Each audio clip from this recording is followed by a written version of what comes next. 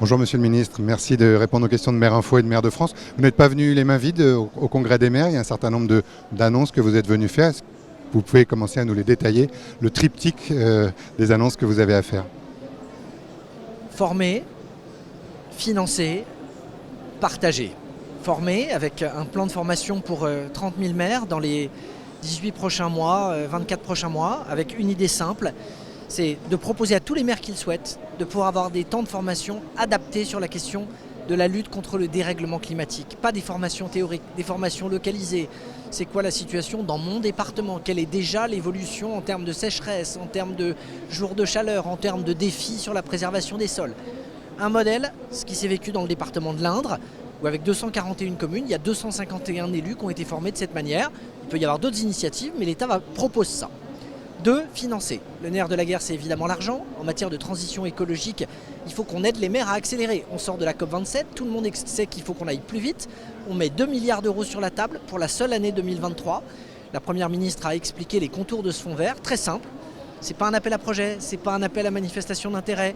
C'est des crédits qui existent à l'échelle de la préfecture. Dès que vous faites un truc bon pour le climat ou la biodiversité, c'est éligible. Changer les ampoules pour mettre du LED, planter des arbres, enlever du bitume dans une cour d'école, faire en sorte de préserver la biodiversité. Et enfin, partager. Les maires, ils sont en première ligne et ils expérimentent, ils innovent, ils n'attendent pas d'avoir des textes, des décrets ou des fonds. Ils essayent de trouver des solutions aux problèmes concrets de leurs concitoyens. On lance donc le site La France des solutions. Sur ce site, n'importe quel maire tape le mot-clé, entre une idée, joint éventuellement une photo, et ça rentre ensuite dans une projetothèque dans lequel un autre maire peut, en allant sur le site, s'il n'a pas d'idée, taper le mot-clé, solidarité, transition écologique, et trouver des idées que des maires à l'autre bout de la France, ou peut-être dans la commune d'à côté, ont mis en place, les freins, les soucis, les clés de la réussite, et le numéro de téléphone pour poursuivre et pour prolonger le contact. Voilà le pack, entre guillemets, qui va nous permettre d'accélérer sur la transition. Alors, sur le fonds vert, combien? Et est-ce que c'est de l'argent frais, entre guillemets? Il y a quand même des interrogations. Est-ce qu'on est dans du recyclage sur le fonds friche ou pas? Est-ce qu'on est toujours à 2 milliards? Est-ce que c'est 2 milliards qui sortent vraiment ou est-ce que c'est du recyclage? C'est évidemment une question très légitime. C'est 2 milliards pour l'année 2023. Sur ces 2 milliards, il y a 300 millions qui étaient le fonds friche qui était censé s'arrêter au 1er janvier dans le cadre du plan de relance.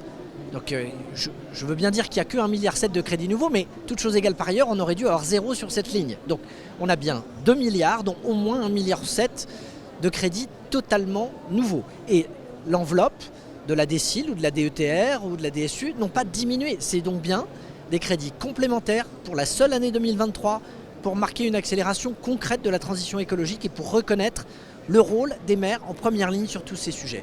Il y aura une circulaire bientôt sur le sujet pour aider les élus et les préfets à y voir clair? Je vous confirme, on est en train de préparer ça.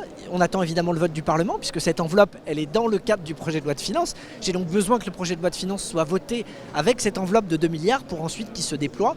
Mais l'idée, c'est qu'avant le 31 décembre, on ait donné toutes les infos utiles pour que les préfets, dès le 1er janvier, puissent aller à la rencontre des maires et leur donner des éléments pour les aider à finaliser des budgets qui sont souvent votés en février ou en mars.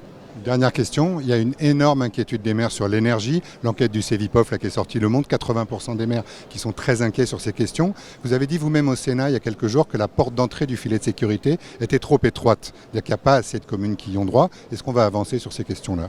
Oui, l'AMF a fait des propositions, considérant que le seuil de 25% de perte de la capacité d'autofinancement brut lui semblait trop élevé et qu'il était souhaitable d'aller vers 15%. C'est exactement les propos que j'ai tenus en commission devant des sénateurs.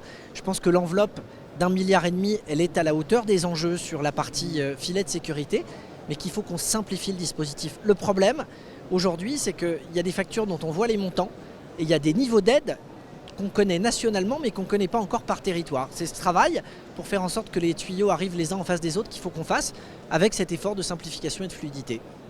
Merci beaucoup Monsieur le Ministre. Merci. Merci à vous.